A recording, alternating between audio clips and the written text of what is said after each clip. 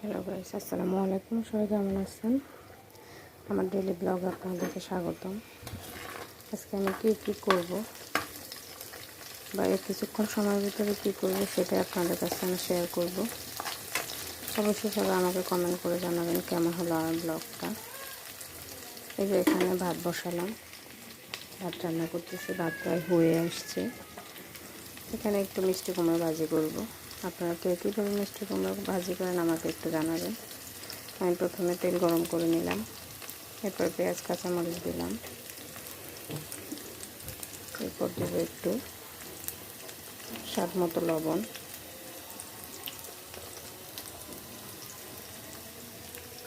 এরপরে দিয়ে দিব একটু রসুন বাটা,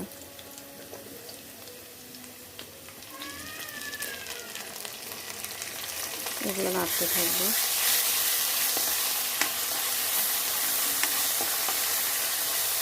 এগুলো যখন ভাজা ভাজা হয়ে আসবে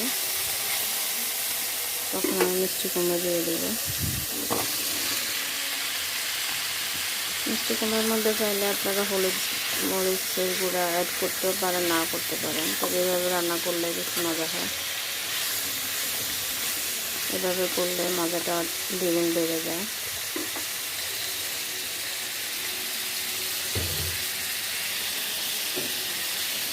এরপরে মিষ্টি কুমড়োর মধ্যে একটু চিনি না দিলে ভালো লাগে না, মনে যেন একটু পানসে পানসে লাগে। মিষ্টি কুমড়োটা যখন হয়ে আসবে তখন আমি এর মধ্যে একটু চিনি দিয়ে দেবো, 1 চামচ প্রয়োজন মতো। আপনারাও দিয়ে দেখবেন, অনেক মজা। তো এরপর আমি কী করব, মিষ্টি কুমড়োটা যখন হয়ে আসবে তখন এটাকে নামিয়ে ফেলবো। এরপর এখানে একটু চা বানাবো, একটু চা খাবো।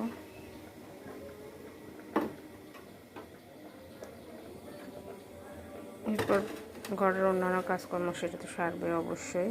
এখানে নিয়ে নিলাম আমি এখন খাবো একটা সিঙ্গারা, পাউরুটি, এরপর কলা। এগুলো খেয়ে আমি আমার আজকে সকাল শুরু করব।